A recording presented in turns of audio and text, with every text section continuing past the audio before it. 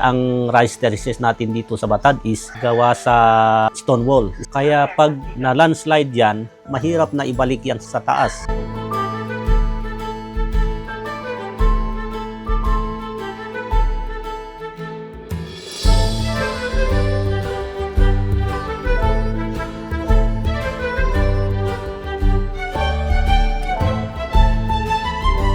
Ang isang pagkakikilanlan na ito yung mga original, buo ito. Hindi yung dikit-dikit. Nung araw, maraming malalaking puno. Ito pong mga iskal. Ayan, yung brother natin sa bundok.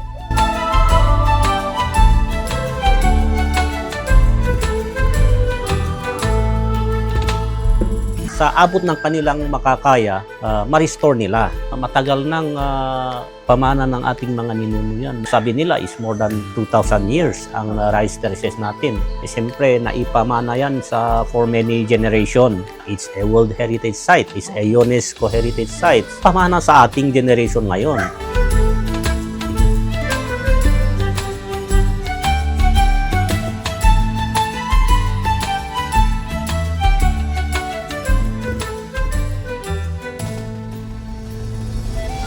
Alright, good morning guys!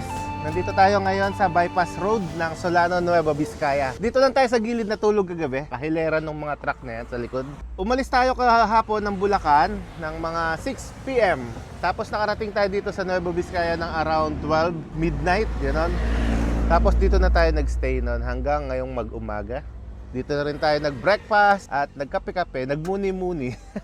Tapos diyan nga pala, di kalayon dito sa pinag-parking nga natin, may nakita tayong tumaob na truck. Hindi lang natin alam yung dahilan ng pagtaob niya, pero makikita kasi dun sa video na yung pinaka-ulo ng truck nandun sa baba, naiwan yung trailer niya. Puno ng kargada. So ngayon nililipat na lang nila sa ibang truck para ma-recover. So tara, samahan nyo kami pamunta ngayon ng Ifugao. Pasyalan natin ang magandang tanawin ng Batad Rice Terraces. Tapos kung ano pang ibang mga makikita natin na tourist attraction doon, katulad sa Mayoyaw Rice Terraces din. At iba pa, manap tayo ng mga magagandang mapapasyalan natin doon at ibabahagi namin sa inyo ngayong araw. So tara, maulan na umaga at malamig dito sa Nueva Vizcaya.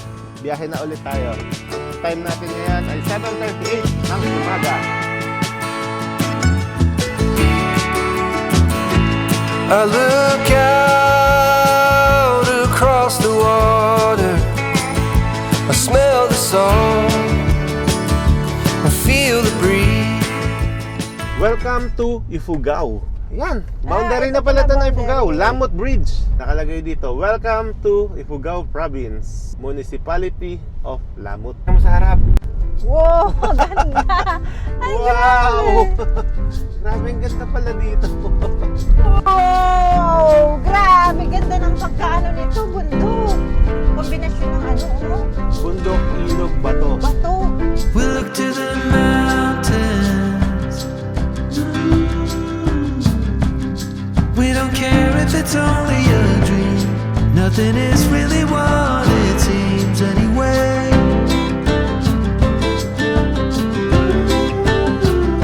Now little by little, in the twilight's gentle flow, in the dance. Welcome to Banawe! First time! I love Banawe. Guys, ito may mga mabibili dito, mga anong tawag nila dito, gulok din. Ang ganda ito, dalawahan. Ang galing Ganda guys, oh. Magkano ganito, kuya? 2,000. Local po ito gawa ng Ifugao. Gundo. Yan kasi yung mga mulye, mga yan. Muli po na sasakyan. Oo. Mahirap dyan is yung mano-mano lang pag ano. Ay, yung pinapanday. Oo. Kayo ang buwan naman, kaya hindi na ni pinapan. Ah, ganon. Sige, okay lang. Pag buena mano, bawal tumawad. Ha, hindi eh. Pero pwedeng magbigay ng kamote. Ay, ito pa lang. Ano lang, nasunog lang. Tikman natin yung kamote nila. Tignan ko nga yung ginagawa ni kuya. Ito po ba yung original na Ifugao hut? Ito ang mga native hut ng Ifugao. Karamihan ng mga old na antigo na native house dito sa Ifugao. Nga po, Binibili binibili po Oo. para ilagay sa mga sa mga museum. museum. Ang tatay ko noon, siya ang gumagawa ng mga native house. Ah, Builder ng native house ang tatay ko, siya ang, pero mano-mano talaga ang ginagawa. Dating bubong, mga kogon, pero minodernize ito dati kogon, pero linagyan ng kasi kailangan every after 5 years palitan mo ang kogon. Pero ito kahit magtanag, magtagal sa bibutin ng rice stations. Subukan ko kasi umpisa mo sa bundok na umpisa mo sa taas, pababa. Ang gamit mo, tubig, may irrigate na gagawa ka ng irrigation na may tubig. Dahil mo doon sa may pagawaan, yun ang magkuha ng huhukayin mo na lupa punta sa ilog. ganun pala yun mula sa taas. Taas, pababa. Kaya parang hagdan. Ayun. Kailangan the whole year round may tubig. Kasi kapag walang tubig, kapag summer, mabibiyak, biglang may ulan, may slide. Kaya kailangan palagi may tubig ng terraces para hindi mabibiyak. Karamihan dito sa Banawi, mayroong mga mudfish, Japanese fish, ang tawag namin mudfish, at saka shell. Pwede mo makuha sa rice field na pang-ulam. Japanese fish, dala daw ng mga Hapon noon.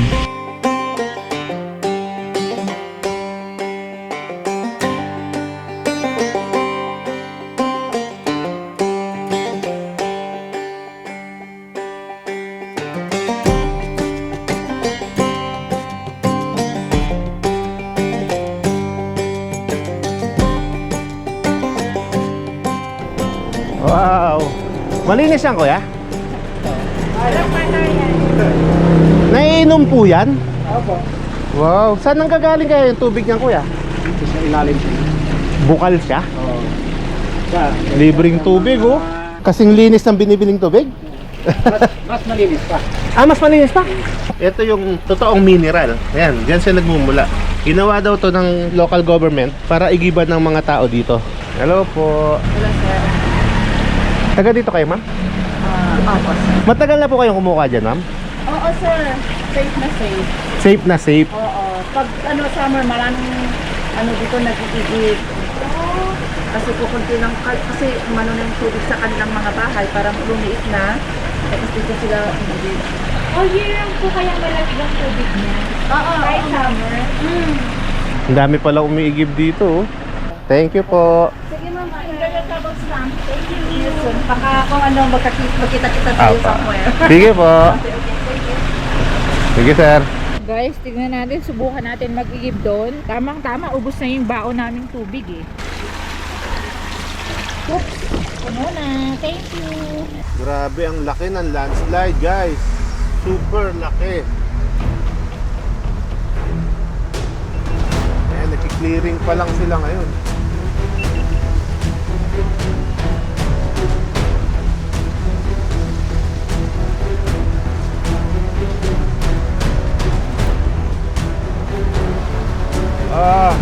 Grabe kalaki ang landslide. Kakahulog pa, oh. Ay, grabe, kakahulog pa.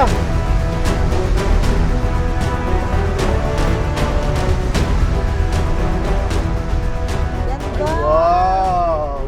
Ang ganda, guys. Kakaliwa na tayo dito, papuntang Batad. Yay! Ayan. So, yee! Mayoyaw yung kanan na yan. Lamig. Ang lamig ng simoy ng hangin. Ilang ngayon? Temperature? 19 degrees Celsius. Ooh. Sharp curve. Wow! Ang ganda naman. Okay guys, nandito na tayo sa parking area ng Batad Viewpoint. So dito na tayo nag-park. Nakalagay dito, for overnight, 300 pesos yung bayad sa parking space dito. Ang kagandahan pala, papunta dito, mula Bulacan hanggang dito, wala tayong nadaan ng rough road. Kahit ganito kaliblib pala ang Batad, lahat siya sementado ang kalsada. So, hindi nahirapan ang sasakyan natin. Kahit mga sedan, kayang-kayang pumunta dito. Ayan. Kahit mga sedan or mga maliliit na scooter, kayang-kaya. Kahit na paakyat at pababa ang mga daanan. Tapos, sinahantay na tayo ni Ate Grace. Nandiyan na yung may-ari ng pupuntahan natin na homestay. Batad Viewpoint and Homestay. So, ayan, kasama na natin si Ate Grace. Hi! Siya yung pinakamagandang may-ari at mabait ng Batad Viewpoint and Homestay. Dalaga pa, ate? Dalaga pa? Natawa si Basta. Oh, yun. So, hindi niya sinabing may asawa siya. So, bahala na kayo, guys. Tatanong ko pala, ate, anong salita dito? Ayangan. Ayangan dito sa Nanganamo. nangan amo. Nanganamo. Yeah, kumain ka na. Hello. Hello. Tired? Kiale bye, tike. Tike, ha? So, ate, dito sa pababa na to, ano to? Village ba tatawagin to? No, it's a barangay. Yeah, it's a city of Batad. Sitio ng Batad? Yeah. Ano po ang pangalan ng sitio na to? Balitang. Balitang. Yeah. Welcome to Batad Viewpoint Guest House and Restaurant. Yes. O yan, 3 minutes walk. Charan! O, di ba? Charan! I'd run 1,000 miles if I could run with you. And from what I have heard, you do the same thing too. I wanna say forever, we could be good together. Guess misery loves company. Better too late than never. You know we could do better. So take a chance and run with me. Everywhere we go, we turn to paradise. All I know is that I need you in my life. Let me show you how it feels to roll the dice. You know you want it, just say the word. Everywhere we go, we turn to paradise. All I know is that I need you in my life. Let me show you how it feels to roll the dice. You know you want it, just say the word. Oh. Whatever we would do it just for fun. You only get so many trips around the sun. I wanna say forever, we could be good together. Guess misery loves company. Better too late than never. You know we could do better. So take a chance and run with me. Everywhere we go, we turn to paradise. All I know is that I need you in my life. Let me show you how it feels to roll the dice. You know you want it, just say the word. Everywhere we go, we turn to paradise. All I know is that I need you in my life. Let me show you how. Good morning, guys! Nandito tayo ngayon sa Batad Viewpoint Homestay and Restaurant. At ito ang ating view habang nagkakape tayo dito. So, tingnan nyo naman, sinong hindi mag-good vibes sa umagang kay ganda? Diba, darling kong kay ganda? Parang Channel 2 yun. Umagang kay ganda. Kitang-kita natin dito yung rice terraces, magandang kabundukan, at napapaligiran ng Sea of Clouds.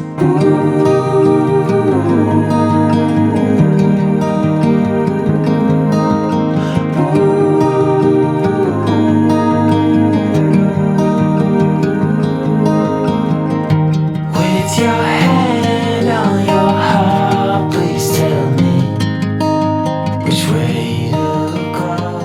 Marami po hindi po kasi aware sa ganun na dito po pala meron ding mga class. Level ang mga family. Paano po yun? First class, second class, third class. Rich family, middle family, and then class family. Rich people here, sila yung maraming pieces of terraces, malalawak yung kanilang rice fields, and isa pa is marami silang alaga na hayop, may pera sila.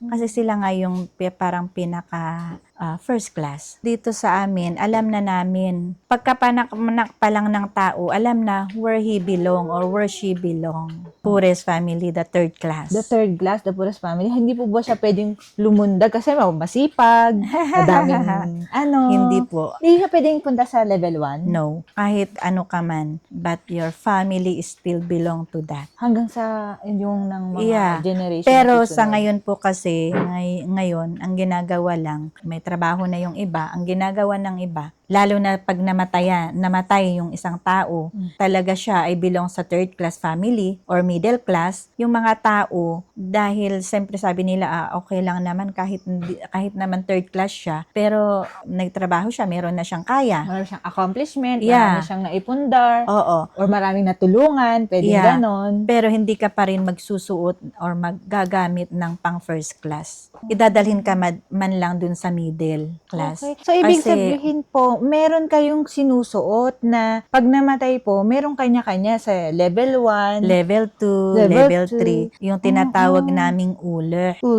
blanket of a dead person. Ifugao lang po yan, sa Ifugao. Di po ito po, opo, sa Ifugao. Opo. Kaya pag namatay yung isang tao, alam nila kung anong kumot ang gagamitin sa'yo. May class yan. Pero yung nga lang po, pag last class ka at medyo umangat ka naman ng konti, yung mga tao din ang manghusga or magre-refer na, wag nyo nang gamitin itong pang third class, gamitin nyo na to. Pero yung mga first class talaga, hindi mo po basta-basta gamitin yun. Dito sa aming area na to, alam namin kung sinong magsusuot ng mga yan at sinong gagamit ng mga yan. Ngayong panahon na to, dahil nga po, ayan, lahat umaangat na yung mga tao, nagtatrabaho na, may pera na, pero hindi mo pa rin masasabi na ikaw ay rich. Buong Batad po yan? Or buong Ifugao po yan? Buong Ifugao, kahit everywhere you go. Yung pong sinusuot na blanket, asan po yan? Saan po yan kinukuha? Sino nagpo-produce niyan? Sino nagtatago niyan? Kung kailangan na gamitin? Pag namatay, dito kasi may naghahabi pang mga ganyan. Kayo po, from your personal point of view, ano po yung masasabi niyo dyan sa level na yan? Okay ba yun sa'yo? O tinanggap niyo na lang po kasi tradition yun? Fair ba yun? Na may ganon sa panahon natin ngayon? Ako, in respect to our culture and tradition, I go with that. Kasi, yun lang. No hard feelings? No hard feelings. At saka, yun talaga ang tradition and culture eh. Oo. Kaya, irespeto. In respect lang sa aming culture and tradition. Yun lang. Guys, nako, sobrang bago to sa atin, yung mga sinay ni Ate Grace. Yeah. Dito sa amin, per family, they have their own rice field, lupain. Kaya talagang pinapamana yan sa mga anak nila. Yung mga magulang, sila ang magpapamana sa mga anak. Dito hindi equal yung hatian ng mana. Kasi dito sa amin, yung first na anak, doon mapupunta kung sino man sa father or mother yung medyo malaki yung kanyang namana, yung tatay at nanay niya, kung sino yung medyo mas malaki na minana, yun ang mapupunta sa panganay na anak. Yung pangalawa naman na anak, yung pag-aari ng isang ina or ama. Depende din kung marami nga silang lupain na rice fields na pwede nilang hati-hatiin, pwede din naman po. Ayan, ako, napakarami nating gustong itanong kay Ate Grace at napakadami niyang alam. Siyempre, dito siya nakatayo, yung kanyang restaurant and transient house dito mismo sa harap ng Batad, Banawe Rice Terraces. Thank you so much! Welcome po. Okay guys, time check natin, 9:28 ng umaga. Nandito tayo ngayon sa Ifugao Hut ni Ate Grace. Ito yung authentic na Ifugao Hut, ganito yung pinakabubong niya. Tapos may pupuntahan tayo sa baba para kumpleto. Kay Mang Ramon na Ifugao Hut para makita natin yung mismong itsura niya nung mga dati pa. Bababa tayo ngayon doon sa terraces at kung pala rin makaabot tayo sa falls, sana makapagtanim din tayo dito sa rice terraces. Kasama natin si Ate Grace. Ayan, no? Magtanim ay di biro, maghapong nakayuko, di man lang makatayo, di man lang makaupo. Tayo na at magtanim ha. Sobrang ganda ni Ate Grace ngayong umaga. Everyday okay. So yan, tara. Samahan niyo ulit kami na mag-explore dito sa Batad at magtanim tayo ng Palay. Palay. Para meron tayong contribution sa lipunan. Okay, let's go. Wow, grabe ang view dito guys. Oh. Pagbaba natin dito, ito. Tapos may natatanaw tayo isa ditong Ifugao Hut, pero modernized na siya. Ito, ginagawa. Oh. Wow, ang laki! Yeah. Hello kuya! Good morning. Ayun ang green. Ano tawag doon? Rice granary. Rice granary. Ayun yung pinaka-rice granary o ginagawa nila kuya. Tapos long span na yung ginamit nila dito. Parang tipid. Hindi palit ng palit. Grabe ang kahoy. Solid na solid. So malaki pala yung village na to guys. Ang daming mga pasikot-sikot din na daanan. Tapos may mga tindahan. Ito pala. Yes, Welcome to dyan. Tourism Office Batad Center. Hello po ate. So dito kailangan nating magpa-register kay Ate Mirna. Tapos magkano po yung babayaran dito ate? 50 pesos each po. Good morning, sir. po. ma'am. Morning po. Good morning, sir. Yan. Morning po. I'm Apple po and Jonathan from Bulacan po. Nagdo-documentary lang po kami dito sa ating very famous na Batad Rice Terraces po. Ano pong pangalan po ni Cap? Romeo Heppong. Yes, ma'am. Actually po, yung mga nasira is, yung mga old is documented na yon. Alam na nila na may file tayo dyan. May file ang MLGU. Ang alam ko, pati sa Department of Agriculture, Opo. pati sa Department of Tourism. Yung mga dati na When we say nasira. When we say Oo. po dati, mga ilang years na po siyang nasira. May mga malalaking landslide na noong 1990s pa yan. Hanggang ngayon, hindi pa na-restore lahat. Though may mga nangyaring mga restoration project na binigay naman ng government natin through Department of Tourism, Department of Agriculture. Kaya lang hindi pa natapos. Marami pa actually. Ang dami pang pwedeng ma-restore. Actually, yung mga hindi natataniman, old landslide mo yun, na hindi pa na-restore.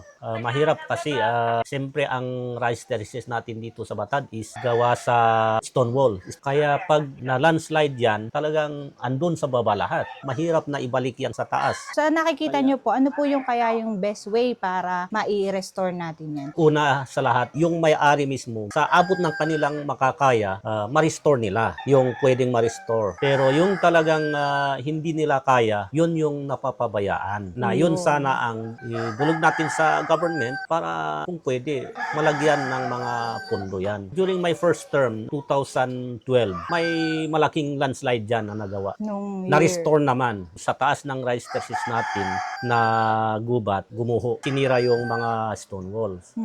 Nung panahon na yan, 2012, binigyan tayo ng pondo from Department of Agriculture. Na-restore naman yan. Pero yung mga other old, andyan pa rin. Yun sana ang bigyang pansin ng ng ating government. Oo, Kasi na po, bigyan ng pondo para ma-restore natin.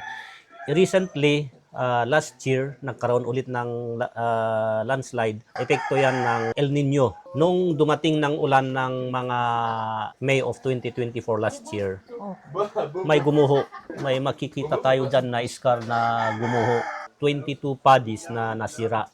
And aside from that, marami pang ibang mga epekto nga ng El Nino na tuyo. nagbitak ang Oo, lupa. so nagkaroon ng mga bitak. Nung dumating ng malakas na ulan, sinira. Dahil siyempre yung tubig pumasok sa mga bitak. Ang malaking factor dito na kung paano natin ma-maintain to is yung climate change. Actually sa amin dito is alam na ng mga farmers na nagbago ang panahon. Dahil kung hindi natin ma-maintain yan, hindi natin ma-restore yan, para may ipamana natin. Pinamana sa atin na maganda, dapat ipamananin natin sa next generation na ganoon din. Matagal nang pamana ng ating mga ninuno yan na for many years. Sabi nila is more than 2,000 years ang rice terraces natin. Siyempre, naipamana yan for many generation. Yung challenge natin ngayon sa ating generation na kung paano natin ma-maintain at paano natin ma-restore yung mga maraming landslide na nasira. It's a World Heritage Site. It's a UNESCO Heritage Site. Pamana sa ating generation ngayon. Thanks so much po. Salamat po. Thank you, ma'am. Salamat.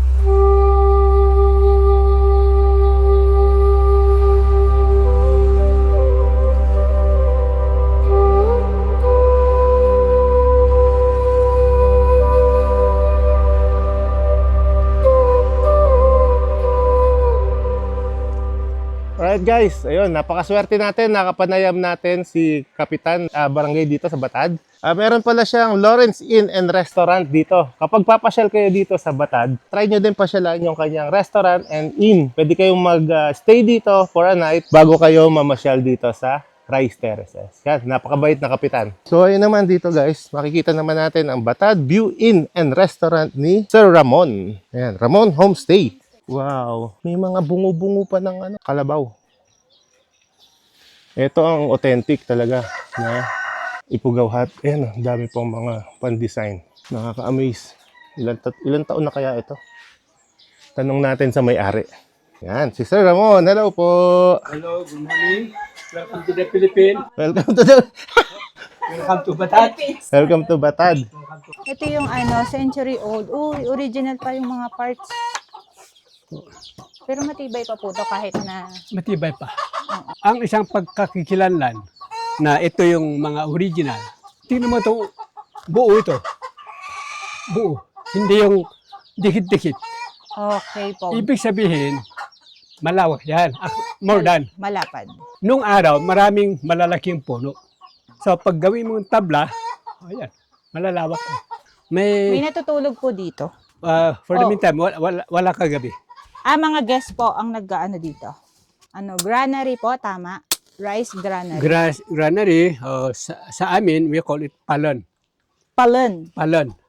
Storage room at drying room ng rice harvest. Palon. Palon. Ay, galing meron din po palang, may lutuan. Lutuan ito lagyan na ng panggatong. Nilalagay niyo po yung mga grains dito, matutuyo po sa usok. Usok at heat. Yung rice harvest dito, pero yung marami sa palon. Para madaling matuyo, yung gagamitin pakain dito para madaling at babayuhin kaagad. Ayun, sayang lang guys kasi hindi natin makita, walang ilaw. Ano po ito? Crocodile? Ayan, crocodile yan. Ito pong mga skull. Yung brother natin sa bundok. So, ito po ay human skull? I mean, monkey. Monkey. Sabi ko nga, lit-lit. Kapatid natin talaga. Kamukha natin yan. Monkey pala. Sabi ko, ba't ang liit? Tapos, ito yung Tatay Ramon Monkey pala to, tapos ito crocodile. Crocodile. Ito po, malaki po ito, Tatay Ramon. Skull po ito ng... Ayan, tao talaga yan. Dito po, ba't po nandito? Sino po siya? Part of my collection na napulot ko dyan.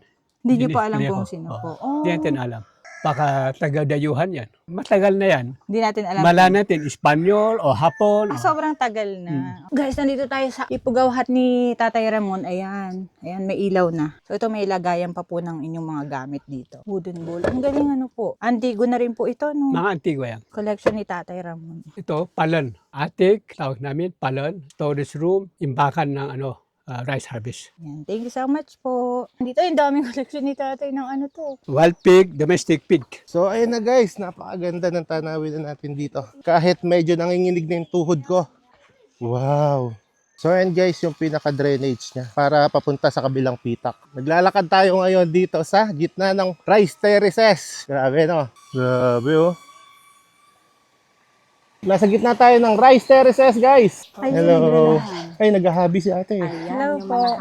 Hello po. Wow. Yung first, second niya, second, third na yan, that is for the rich people. Hindi, yan yung dalawang kumot Dalawa yan. na to. Yeah. Itong red, itong rich. I have learned something from you, tita. Hetentin na ako. Hete, pahat ito. It is for the rich man. Rich man. Weared by the rich man because ito yung sinitawag nilang may design. Ito yung may design. Isa siya. But as of now, some also is using that one, especially for special occasion. You can wear it. Ayan, yung pang blanket. Blanket ng rich. Yung symbolize na yan tinatawag na tinagku. Yeah, yung tao, yung tinatawag namin tinagku. Na. Yan snake daw. Snake ito. Isa siya sa natitirang woman carver. Yeah, that's for table runner. Sa mesa. Oo, mesa. Pang-rich din yan. Basta Mga yung may rich, baga itong design sa Yung- rich people. Level 1. level 1. Opo. Tapos po, asan po yung isa pa? Yung level... Ikachin an usuron chi nijadjajaw an mijadgwa. Iyan pala yung mga pang second class. Ayan.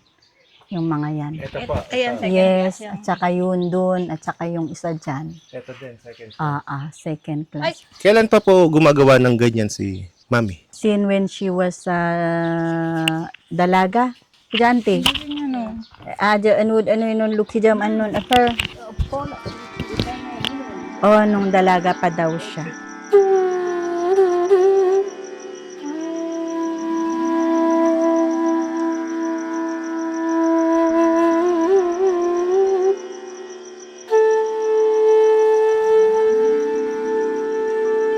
Dito, bago tayo magtanim, siyempre kukuha tayo ng ating itatanim dito. Binhi. Dito sa binhi. Ano,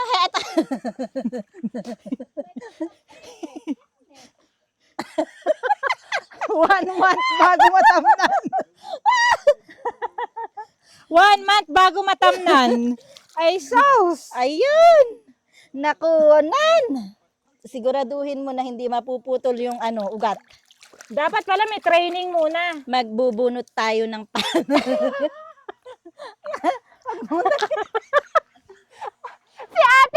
Ate Grace! Konti-kontiin mo ang sandali. Kontiin mo lang para madaling mamunot. Wag mo hawakan lahat. Hindi ganun. Niloko ko si Ate Grace. Iba yun. Huwag mo hawakan lahat. Ano ba? Konti lang. Konti lang. Kasi natakot ako baka mawala yung ugat. Magkakadikit siya ate eh. Ganun talaga. Okay. So dito ako mag-i-start.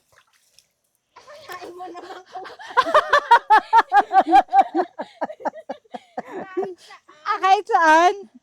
Maganda yung may linya eh. Lilinyahan natin dito. Oo, linyahan mo. May linya. Para maganda. Yes. Magtanim ay di biro, maghapong nakayuko, di man lang makatayo, di man lang makaupo. Tayo na at magtanim ha. You do like this? You hold it here. Here. There. Be sure that this one will not be broken or maybe it will turn because it will die. Okay. Yeah. So like this. Be sure that there is soil inside. But I'm really slow. By Jum, How do you split this one? by twos. Here. Be careful. You hold like this, not like that. I Like don't like this. this. If I do this, I will stay here all day long. Yeah, you need to finish that one. Okay.